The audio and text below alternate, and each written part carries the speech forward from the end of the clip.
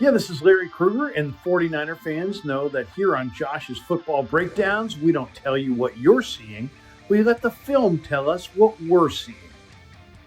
Well, thank you for that again, Larry. And what we saw on Sunday was a 49er team that, while not perfect, still looked really good. Their offense put up 30 points, and their defense showed up late to seal this game away.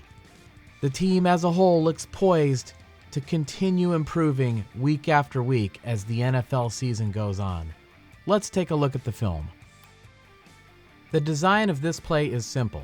The flanker up top goes deep, allowing George Kittle to cut to the sideline. But on this play, we saw two things that we would see all day from the 49ers. The first is, how are they going to account for Aaron Donald? They have to do it on every play, and on this particular play, they do it by getting the ball out quickly. And the second thing we would see is that this ball was thrown behind George Kittle.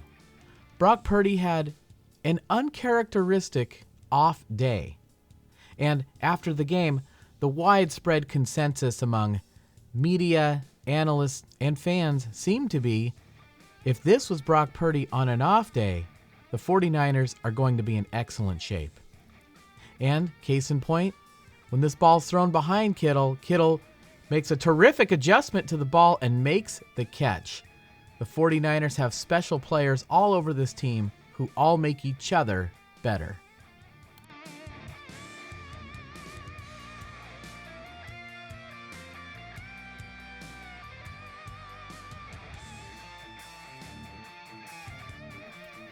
On the next play, we would see a much better throw from Brock Purdy and an excellent route by Brandon Aiyuk. Darian Kendrick seems to be running stride for stride with him, but he is turned around.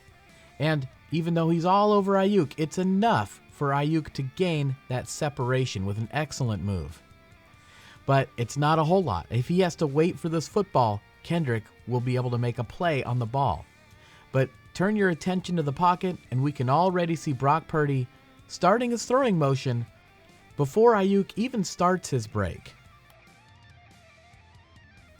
That tandem is going to be tough to stop in the NFL. But here you see Aiyuk's helmet come off, and unfortunately he appeared to injure his shoulder on this play. Now he would continue in the game, but he was banged up. There was no question about it. All right, how are they accounting for Aaron Donald? This time they're choosing to double team him with Aaron Banks and Jake Brendel.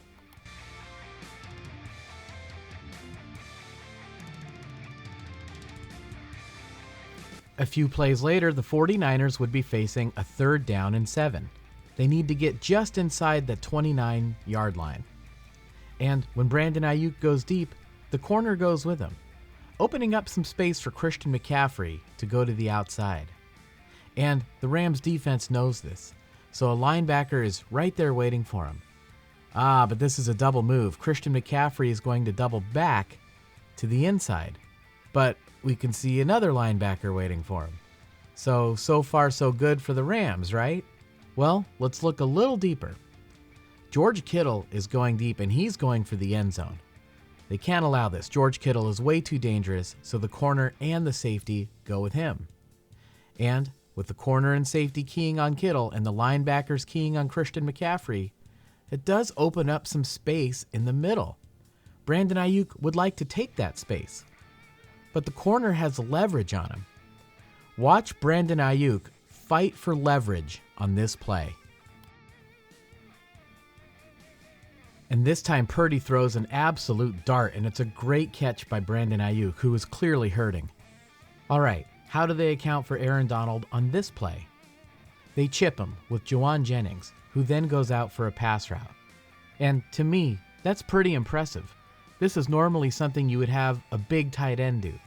But Jennings has that dog in him, and he's not afraid to take on Aaron Donald. And this gives Colton McKivitz time, a little bit more time, to set up his block. But Aaron Donald is still one of the best defenders in the NFL, and he almost gets home to Brock Purdy. McKivitz gives Purdy just enough time to deliver a strike. Great throws beat great coverage.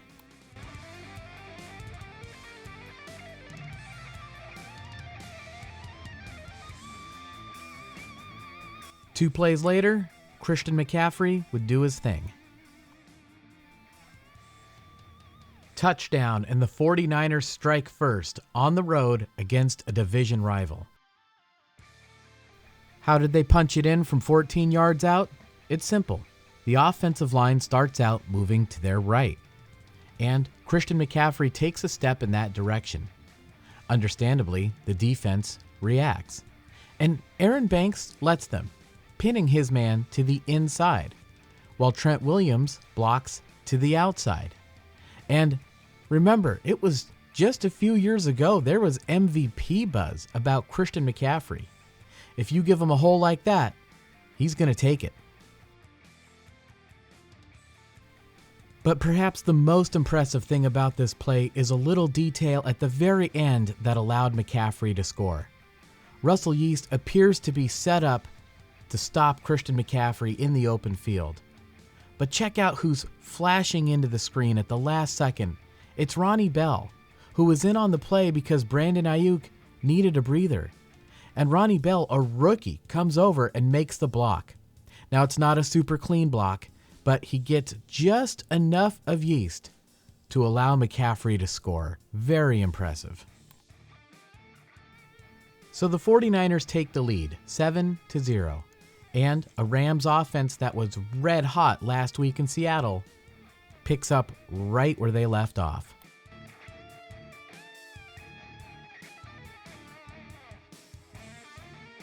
Do the Rams have to account for Nick Bosa the way the 49ers have to account for Aaron Donald? You bet they do. And on this play, they do it by getting the ball out quick to their rookie phenom, Puka Nacua, who, after just 2 weeks in the NFL, is already setting records. And the 49er defense helps them out a little bit here, giving these receivers a lot of space. They're being very careful with Matt Stafford and his strong arm. And this would be an adjustment that the 49ers would make in the second half, tightening up a little bit on those receivers. But for now, it's a first down for the Rams.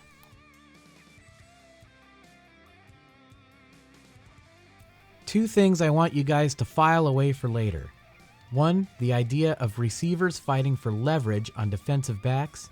And two, some possible communication issues up front with the Rams' offensive line. Javon Hargrave explodes through the hole thanks to the Rams' mistake, and Matt Stafford just barely gets this handoff off in time.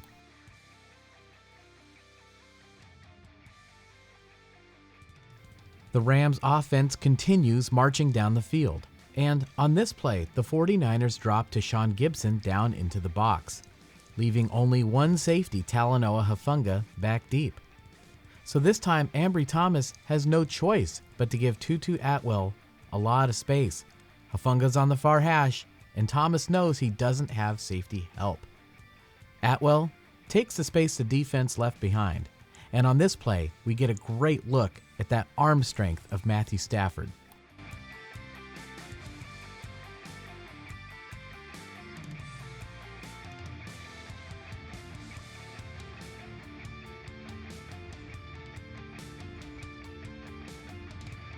This play started with a run fake, and to help sell the fake, the Rams pull the guard, Steve Avila, to help double team Nick Bosa. Stafford zips that ball in there, and the Rams would come away from this drive with points, kicking a field goal, making the score 49ers 7, Rams 3.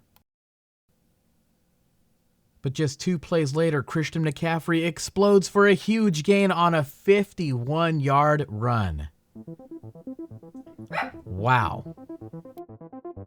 And at the end of the play, Ahkello Witherspoon takes exception to that stiff arm, and Christian McCaffrey tells him to toughen up a little bit, maybe in more colorful terms. Aaron Banks takes his man to the ground. George Kittle blocks Ernest Jones. Trent Williams goes over and blocks Christian Roseboom. Jawan Jennings is the lead blocker. And finally, Deebo Samuel comes in and picks off the safety. Christian McCaffrey, 7 carries, 79 yards, and a touchdown in the first quarter.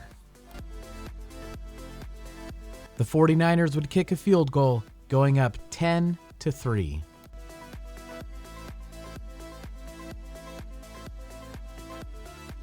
But the Ram offense is still red hot, and on this play, they send their tight end deep.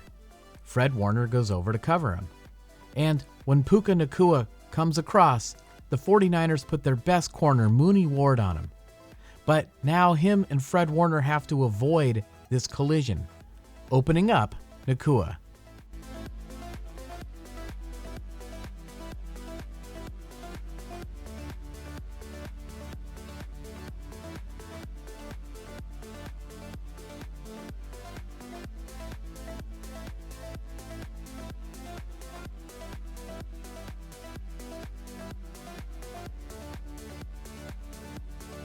A few plays later, the Rams would be threatening down at the goal line. But here it looks like a few of their offensive linemen appear to be out of position. As you may have guessed, this is a screen for Kyren Williams. And check out the center, Brian Allen, who's being very careful to stay close to that line of scrimmage. He can't go upfield too early on the screen or he'll be an ineligible receiver. That would be a penalty on the Rams. So, how does he know when to move and block for Williams? Simple. He reads the reaction of Dre Greenlaw. It's a great play, and Williams gets into the end zone for a touchdown.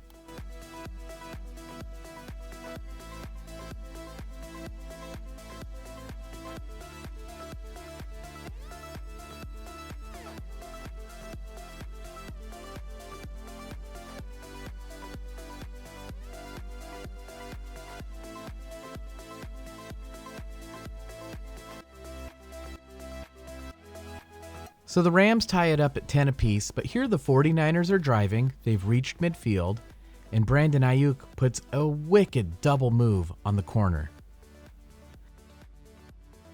And Brock Purdy overthrows him. Let's go back and take a look at why this might have happened.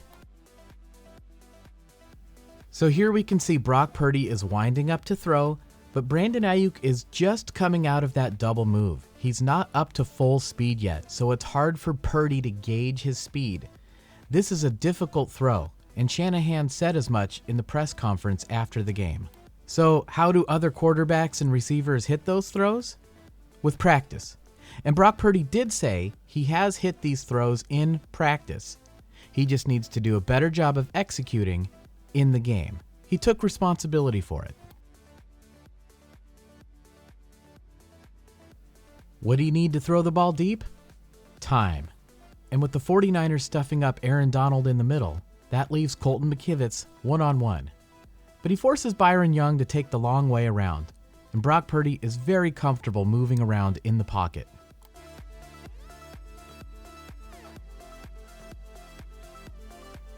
Let's move ahead a little bit. All right, there's about 2 minutes to go until halftime, and the Rams are threatening. And here we see some great wide receiver blocks, and this would become important because Fred Warner would shoot up to the gap to try to fill that hole. Wanting to make a big play down on the goal line, Clelin Ferrell also heads to that hole, taking himself out of the play. Another great play design by the Rams, and they take the lead 17-10. Can I say for sure that Clelin Ferrell made a mistake on this play? No, I can't. For one thing, this is a great play design like we mentioned. Also, the offensive lineman makes a great block on this play. And finally, we're not in the meeting room with the defensive lineman. We don't know what he was asked to do on this play. I told you the Ram offense was red hot, and going back to week 1 against Seattle all the way up until now, this was their 8th consecutive scoring drive. So with 1:45 left, the 49ers would like to score some points before the half, but they're out of timeouts. Nevertheless, Shanahan would start to do his thing. With the Rams in a zone, the 49ers would send 3 players into the area of 2 defenders.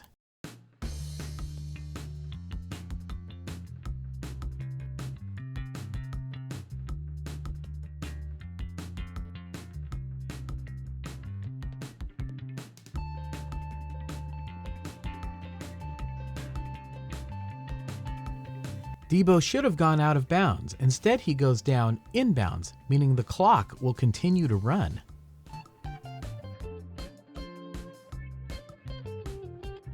Nevertheless, the play was a success, so the 49ers call a very similar play. But instead of blocking downfield, this time the wide receivers move the defenders out of the way with their routes, opening up space for Christian McCaffrey.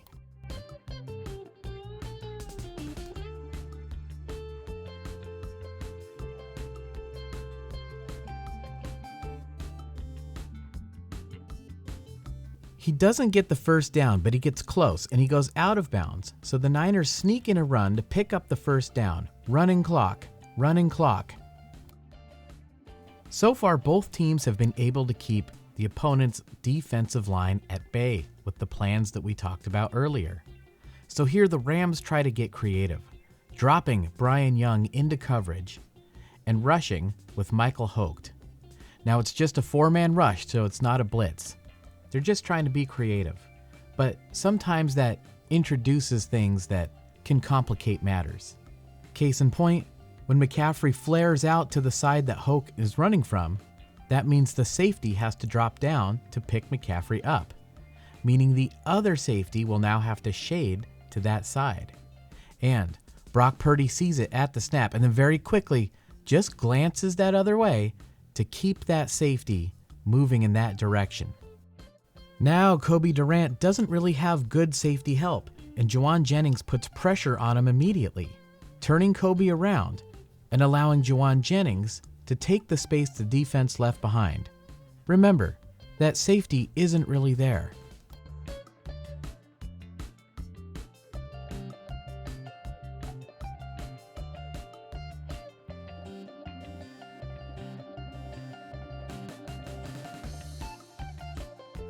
Purdy a little sloppy with this throw, but he gets it there, and Jennings makes a great adjustment to the ball, and the 49ers are getting closer and closer, but time continues to run down, just 17 seconds now.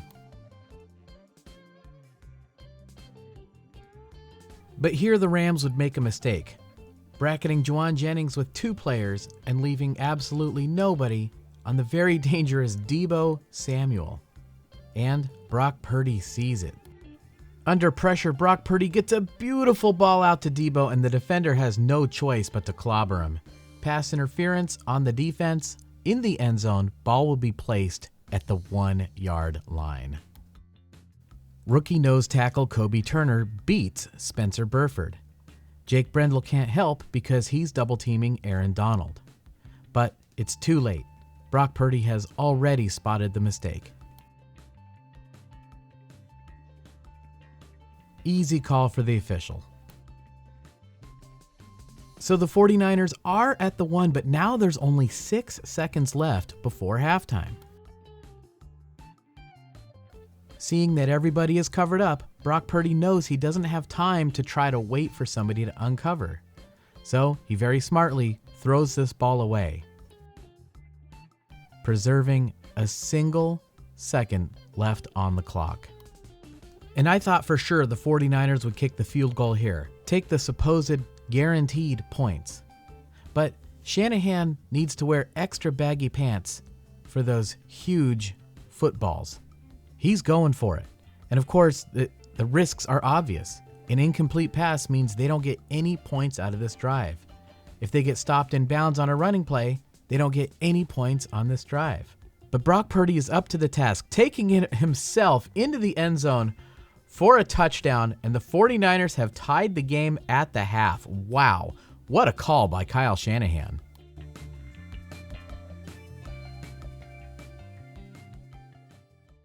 So we're in the third quarter now, and the Rams have made it to midfield where they're facing a 3rd down and 5. And this is really when things started to turn against the Rams. And this is without question my favorite play of the game. Sometimes in the game of football, it's the smallest details or the smallest things that can have the biggest impact on a game. Here the Rams would like to hit this 7 route. Maybe Tashawn Gibson could have driven on it, but Stafford stares at it for a long time. But under pressure by Javon Hargrave, Stafford goes to his checkdown, Kyren Williams, who's pretty close to that first down marker. But the player who would turn out to be the hero of this game makes a huge open field tackle. Watch as Isaiah Oliver stones Kyren Williams. Boom, and he is short. He is not going to get there. But it's only 4th and 2. And now the Rams are on the right side of the 50. This is an offense that has scored 8 consecutive times and is red hot. The 49ers have not been able to stop them in this game. They are moving up and down the field at will. And facing 4th and 2 on the right side of the 50 with a red hot offense, Sean McVay decides to punt.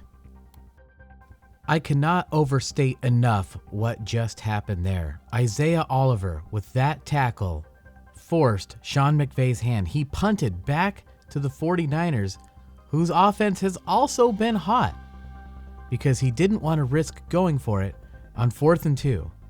Great play by Isaiah Oliver, and in my opinion, it turned this game. And now, let's take a look at what the 49ers do next. Facing a 3rd down and 7, the 49ers send Jennings deep, but he's not the primary receiver on the play. In fact, he's just a decoy.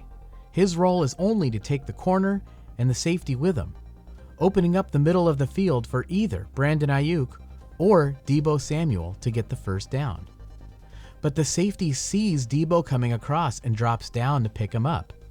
And this has the strange effect of taking the throw away from both Aiyuk and Deebo. This was, of course, a mistake. It leaves Jennings wide open for a touchdown. So Brock Purdy decides to make an unplanned throw to Jennings. And he overthrows him. Why? Well, Jennings said after the game, because he wasn't the primary receiver, he was not running as fast as he could have been. This was another difficult throw, and it's a point Shanahan also made in the press conference. This was a throw that had not been practiced. Nevertheless, after the game, Brock Purdy made no excuses. So the 49ers punt back to the Rams, and they've driven all the way down to the 31-yard line. Sean McVay's decision appears to be paying off. Surely such an injustice cannot stand, so the football gods decided to intervene.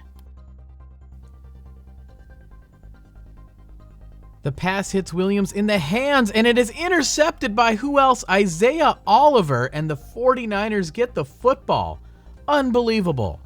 Let's go back to the snap. By sending 2 receivers deep, Fred Warner and Isaiah Oliver backpedal to get depth, opening up the check down to Kyren Williams. And that's the correct strategy. It's 2nd down and long. So the 49ers decide to defend the line to gain. And the Rams accept this trade. They'll take those few yards to Williams to put themselves in a position for a 3rd and 9 instead of a 3rd and 16. But the best laid plans of mice and men often go awry.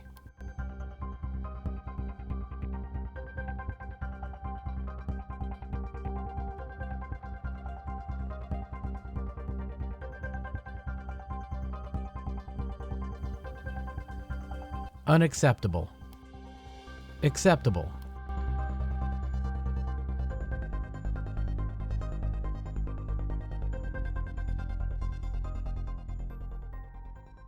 The 49er defense is making plays in this game, so the 49er offense turns up the heat too. Once again, the Rams have found themselves in the awkward position of having 2 defenders guarding 1 player. But it looks like it might work out for the Rams. Christian McCaffrey appears to have a choice route. If he goes to the inside, there's a defender there.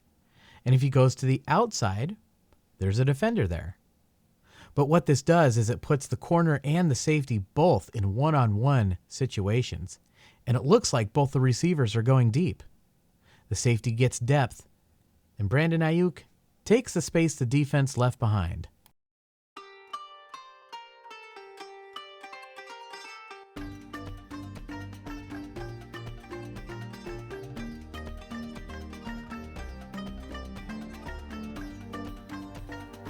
With a clean pocket, Purdy hits Aiyuk between the 1 and the 1.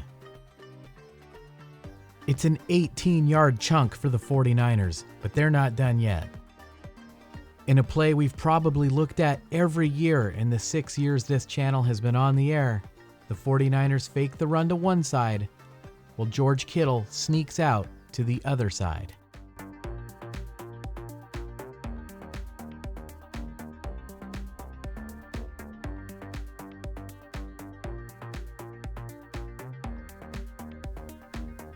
Purdy had an off day, but here he doesn't try to throw the ball on the run. Instead, he resets his feet first and then makes the throw, hitting Kittle between the 8 and the 5.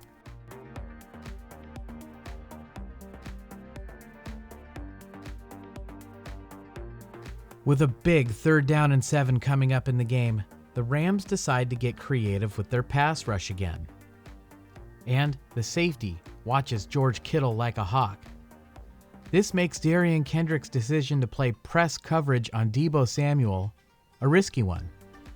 If you want to play wide receiver in the NFL, you have to be able to beat press coverage.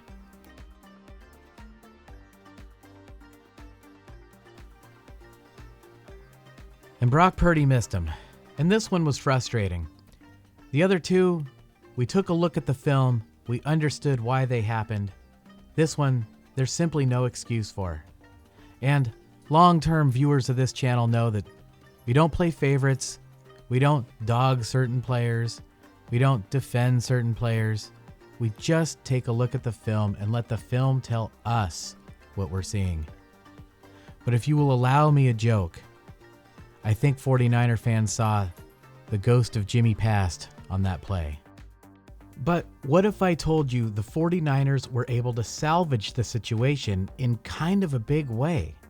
Because they have a secret weapon, someone they drafted really high, an award-winning kicker from Michigan. And this is why he was brought to the team. For situations like this, Kyle Shanahan puts the rookie out there for a 57-yard field goal, and he nails it. 49ers take the lead, 20-17. After the score, the 49ers would kick off to the Rams, but they would soon be facing a big 3rd down of their own. Maurice Jones-Drew, who's part of the Rams radio broadcast team, said that Matt Stafford called a blocking audible on this play because he identified Fred Warner as a blitzing linebacker. He wanted the right guard to slide to offer protection.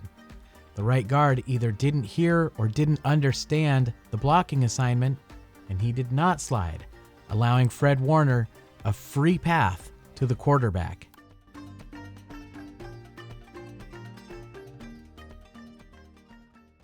And Stafford is sacked by Fred Warner. It's a huge play for the 49er defense again, who is just delivering late in this game. And the 49ers are going to get the ball back again.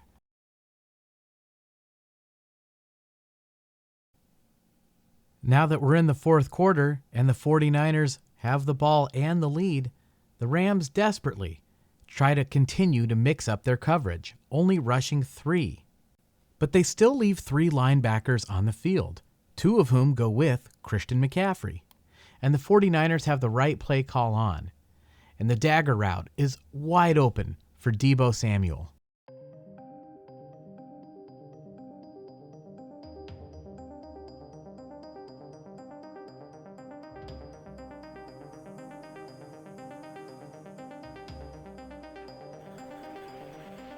Under pressure, Purdy gets this pass off, but it's an off-balance throw that's also off target. But when you have special players like Deebo Samuel, those special players make everybody on the team better. And make no mistake about it, Brock Purdy makes the players around him better too. And here, he finally hits on a deep pass. It's a similar play to the one we looked at earlier, with the 49ers faking the run on one side. But instead of a tight end sneaking out to the other side, they use Jennings to sneak out to the front side.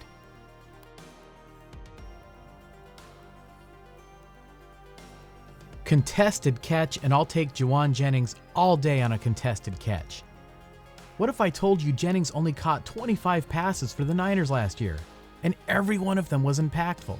He is a huge part of this team, And that is a great throw by Brock Purdy, and what a catch by Jennings.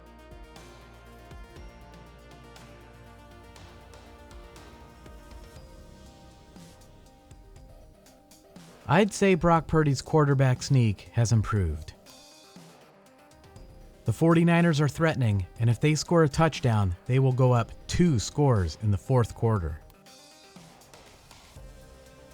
Jennings looks like he's headed over to block Darian Kendrick, but instead, at the last second, he heads up field to block Russell Yeast, leaving Deebo Samuel to do his thing.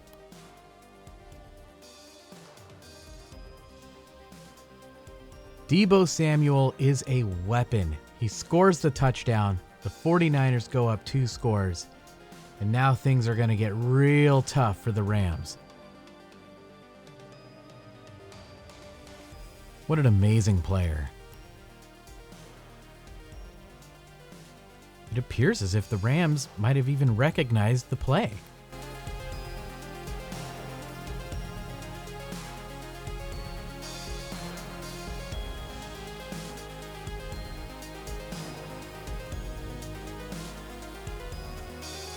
Down 10 points in the fourth quarter at home, the Rams put together a drive and get the ball down all the way to the 19-yard line. After the play, Stafford would argue that he was expecting Tutu Atwell to go to the corner. Would that have put Deommodore Lenoir into conflict? Yeah, it's possible. But I also think that Stafford had a long look at Atwell sitting up, and he only threw this pass after the pressure from Kevin Givens broke through.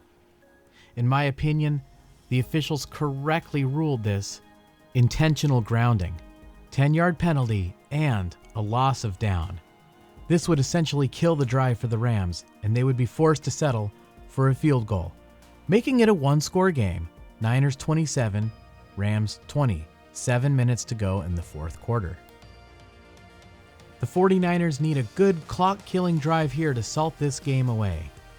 And in my opinion, this next sequence of plays was very sloppy from the 49ers. Deebo Samuel fumbles this football. It is extremely fortunate for the 49ers that this ball went out of bounds. However, it was still close enough that it looked like it might merit a review. And I think we've identified something that the 49ers need in these situations. If there's a pending review that might go against them, they need a code word or something to get up to the line of scrimmage and snap that football before the other team can throw the challenge flag, something we see a lot of NFL teams do.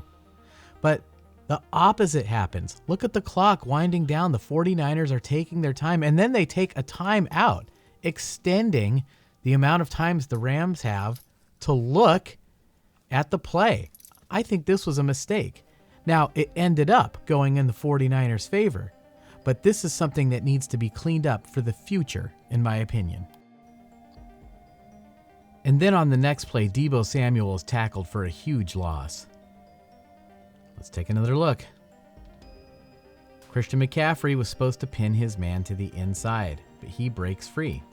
Trent Williams was supposed to get to the second level, but he's not quite able to get there. And finally, at the end, George Kittle misses a block.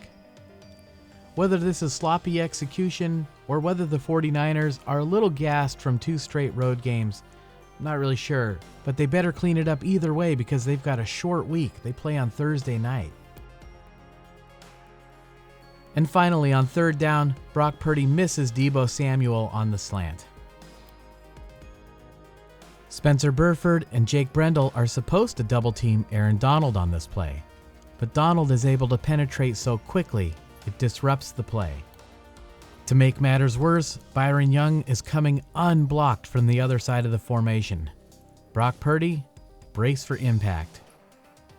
I believe pressure created this incompletion. So the Rams get the ball, 5 minutes left, and they're facing a 3rd and 5. And look at this defensive coverage, much tighter to the wide receivers than we saw in the first half. This was a big defensive adjustment, and here it pays dividends. Remember, I told you to think about wide receivers fighting for leverage against the cornerbacks. Here, Van Jefferson has leverage on Deommodore Lenoir. but he runs a sloppy route, and Diamador Lenoir is able to fight for leverage on Van Jefferson. And he intercepts the pass, and it is a huge turnover for the 49er defense, and that about puts the nail in the coffin for the Rams.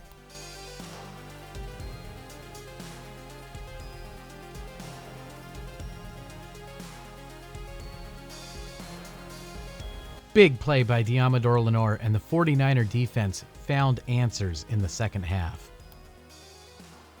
The 49ers would tack on another field goal despite the slip by Jake Moody, who was very impressive today. And they make it a 2-score game again with less than 3 minutes to play. Here the Rams are facing 4th and 1. If they don't convert, it's over. Their situation is already desperate, but this would be fatal. And Van Jefferson would be asked to make a difficult block on Isaiah Oliver, but Oliver penetrates so quickly, he disrupts the play in the backfield. Oliver was an absolute hero in this game. The huge tackle that changed the momentum right as the second half was starting, the big interception, and here stopping the Rams on 4th and 1. This was an incredibly fun game with lots of back and forth and creative play design. It was a lot of fun to break this film down. And I know you guys have hung in here for over half an hour now, but I want to show you one more thing because we got to talk about this illegal crackback block call against Juwan Jennings. Was it an illegal block? Was it a legal block? Here's the rule. If Jennings moves towards the defender, it's an illegal crackback block. But if he holds his ground, if he stands still, it's not illegal. Sort of. What I mean by that is, if you absolutely blast somebody like that, they are going to call that penalty. Do they need to clean up the wording a little bit in the rule book? Yeah, I would say they probably do. But this is the modern NFL. Player safety is the most important thing, and they don't want to risk players getting hurt unnecessarily. Penalty on number 15, hitting too hard. That'll do it for Josh's Football Breakdowns. I want to thank you guys so much for watching. Follow me on Threads. I'll put a link to the description. I try to live blog as many of the games as I can. I also want to give an extra special thanks to those of you who have helped to support this channel. Thank you very much. You guys humble me and you honor me. I really appreciate it, and it really does help. No Friday video this week. You guys have made that clear in your polling, so get ready for a special secret bonus video that will drop Friday morning. All right, it's going to be Niners and Giants on Thursday Night Football, and I don't know what's going to happen in that game. But you know afterwards we will be here to break down that film, and I will see you guys then.